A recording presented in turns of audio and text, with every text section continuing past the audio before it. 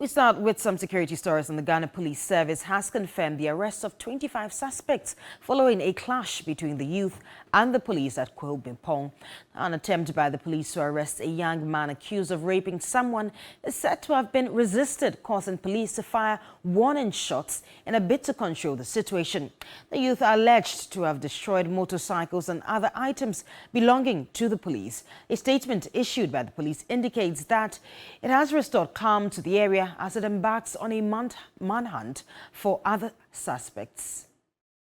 Now to one of our headline stories, and Cabinet has decided to withdraw the controversial 15% VAT on electricity, subject to further engagement with the IMF. TV3 sources can confirm. There's more in the following report. The proposal has proved very unpopular with organized labor, civil society and sections of the Ghanaian society. Organized labor has threatened a nationwide industrial action later this month if the tax is not withdrawn. Government justified the imposition of the tax as a measure to raise revenue to clear the energy sector debt in a bid to boost the viability of the sector. However, TV3 understands government may have been forced to backtrack due to the mounting pressure from labor and other stakeholders. Everybody owes it a duty to join us, including the employers themselves, including the market women, including all those in the informal economy. So, comrades, this is the decision. As I speak to you, today I got a letter from the Ghana Publishers Association. They have imposed VAT on books. You see, if we don't fight this, tomorrow it will be on water. The next day, it may be on the number of children you have. Yes, and this is our duty. We have to do it, and we will do it and do it well until we win. And there has been a bipartisan cause for the tax to be dropped. National Democratic Congress candidate John Mahama said it would add to what he said is the hardships of Ghanaians. The New Patriotic Party has been fierce in its criticism of the proposed levy too. National organizer Henry Nanabuache said the tax needs to be dropped because it was, among other things, making the government unpopular in an election year. He added this was a position of the party.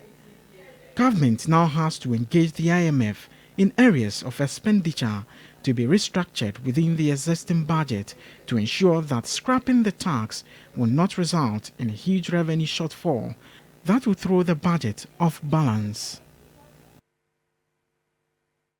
We'll stay on this now, and meanwhile, organized labor says it will notify the Ghana Police Service later today about their nationwide demonstration scheduled for February 13. Labor is demanding that government withdraw the implementation of the 15% value-added tax VAT on electricity consumption, which has been done. Are not privy to this information. All I can tell you is that come on the 13th of February, we are going ahead with our demonstrations. After that, it's a nationwide strike. We have not had any information on this meeting.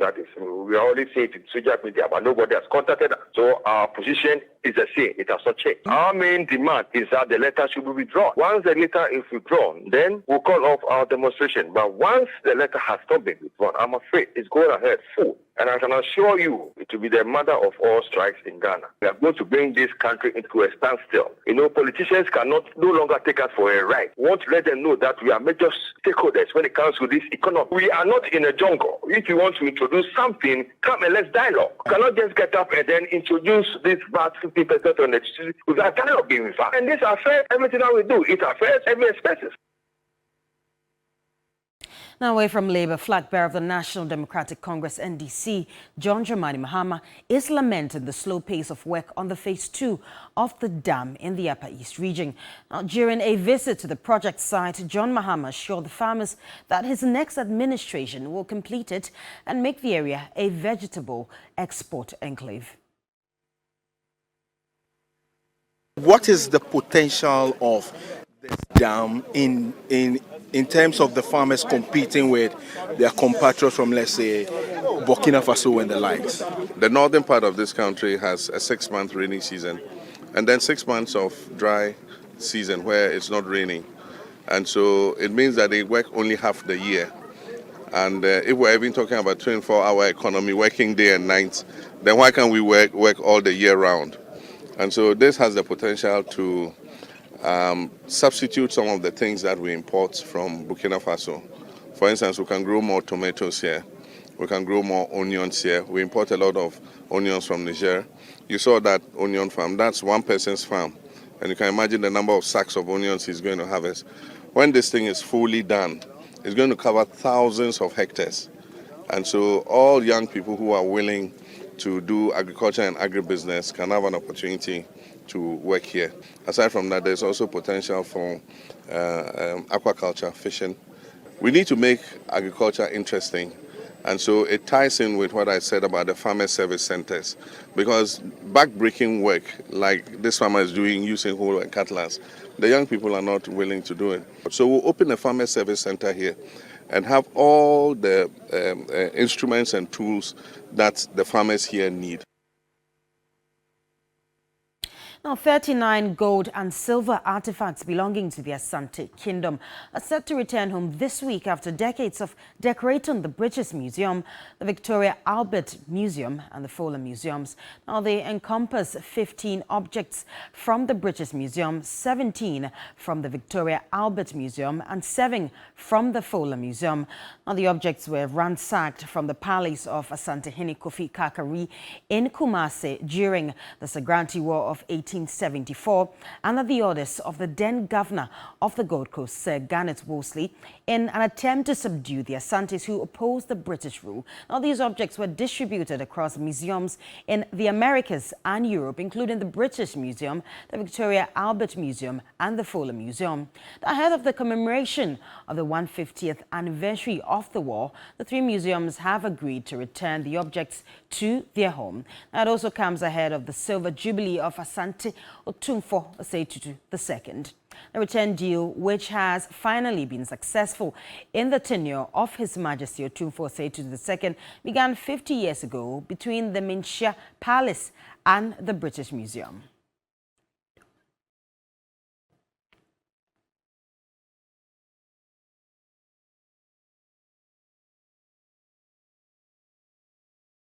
Now moving on, the former Minister for Youth and Sports and MP for Dodo, Edwin Nilante van der Poel, is demanding the immediate dissolution of the Executive Board of the Ghana Football Association over Ghana's abysmal performance at the ongoing Africa Cup of Nations in Ivory Coast. Nilante van der Poel, who spoke on hot issues, said he was not surprised the Black Stars failed to make any significant impact in the tournament because they were ill-prepared. The GFA cannot sit there and tell me today they formed a committee to find us a new coach. They've already fired 5, but they are still sitting there. You understand? They should have gone by now. They should have gone by now. 45 matches. They've won 16. They've lost 17 and drawn 12. It's not a failure. It's below average. Below average. If they've lost more than they've won. So in other jurisdictions, people should be chasing the GFA now. Why should the GFA always be sitting there and always push their coaches out? Look, I know that there were so many deficiencies with the way Chris Hughton handled the team. But one, let me tell you point blank. Or even if we bring Pep Guardiola, Jurgen Klopp, Jose Mourinho, Ancelotti, and we don't change the way our football has been structured, we don't take difficult decisions to deal with people who are benefiting at the expense of our national football, they will fail, just as Chris Hughton has failed. Now we'll still stay on football, and Member of Parliament for North Tong Samuel Okudzeto-Ablakwa has said he and some other MPs would push for a total overhaul of all sporting activity, especially football, in the country. But first, Parliament would have to probe the $8.5 million Black Stars African budget. There has been a chorus of public indignation since the Black Stars' infamous exit from the ongoing AFCON. The height of the Ghanaian incense is the revelation of the $8.5 million budget prepared by the government for the senior national team. The North Tongue MP, who have been releasing series of files since the Black Stars axing from the ongoing AFCON, wants Parliament probe.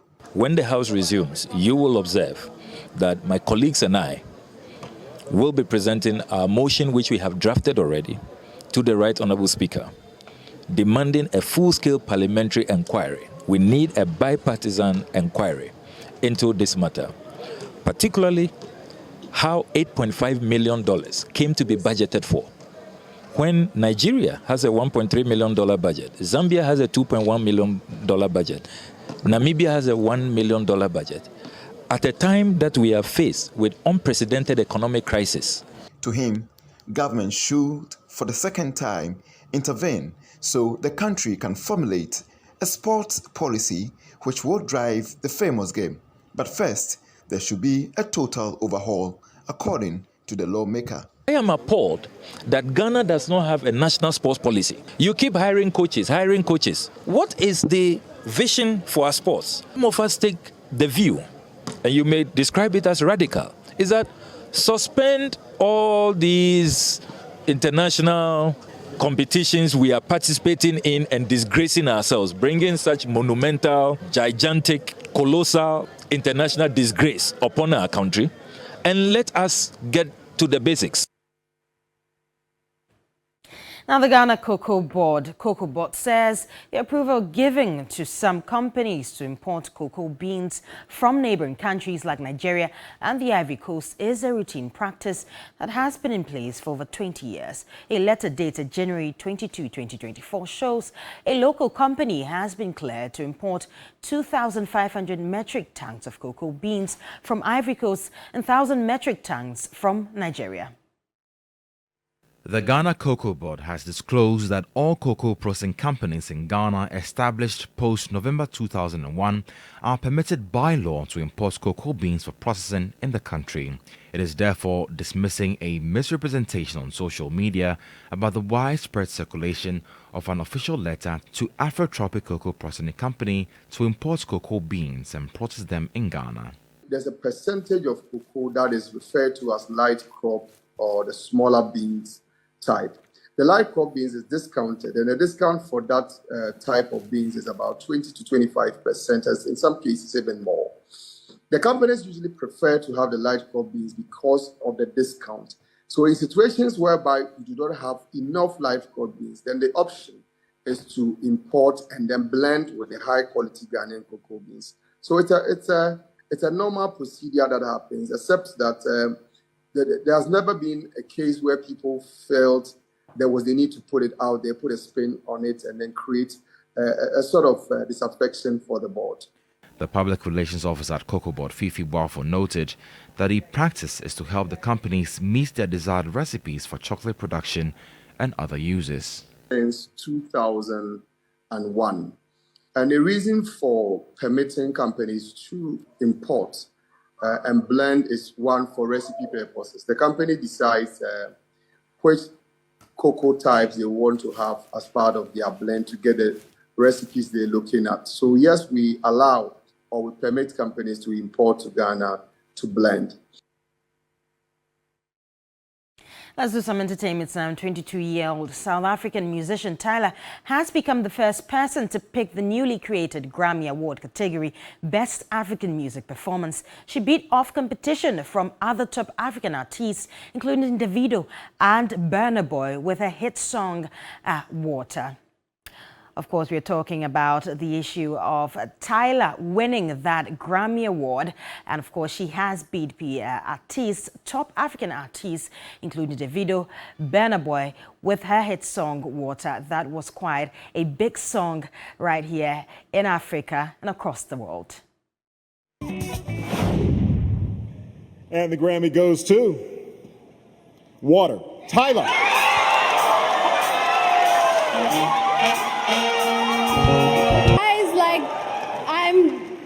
If you don't know me, my name is Tyler. I'm from South Africa.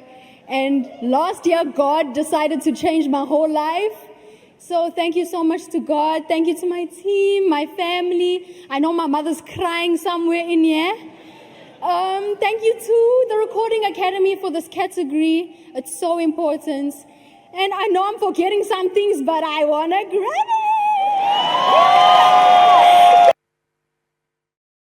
Well, congratulations to Tyler on that award. Let's do some more stories now as part of efforts to fight violent extremism and provide a safer environment in the northern parts of Ghana. The Ministry of National Security is set to roll out community engagement strategies to involve the youth in productive activities. Now, the renewed commitment by the National Security Ministry comes off on the back of already existing campaigns like See Something, Say Something. Those along Ghana's borders have become attractive to persons who seek to threaten the internal peace of the country. Tribal and chieftaincy conflicts have also made these areas fertile grounds for violent extremists who have used the recurrent insecurities as opportunities to radicalize the youth in these areas. The National Security Ministry has received a boost in funding from the Global Community Engagement and Resilience Fund, GCEF, to reverse the trend. They pledged to provide $3 million to the government to help in fighting the security threat. Unlike bigger organizations, the United Nations, for example, we're quite flexible. So you can imagine a scenario. We might come back here in 6 months. We might report on progress in particular grants in particular communities, and you might say to us, we think the risks have moved. It's no longer in this region, it's in that region. It's no longer working with women, you should be working with religious leaders or refugees, and we have the ability to flex and to adjust to that. So this is a constant engagement with you. This is a fast-moving field. I mean, things unfortunately are rapidly developing in the north, and we have a mechanism that allows us to respond and adjust to the priorities that you and others identify. Meanwhile, a counter-extremism analyst, Mutaro Mumuni Mukhtar, says a targeted approach in this fight will yield significant results in bringing lasting peace to the conflict areas.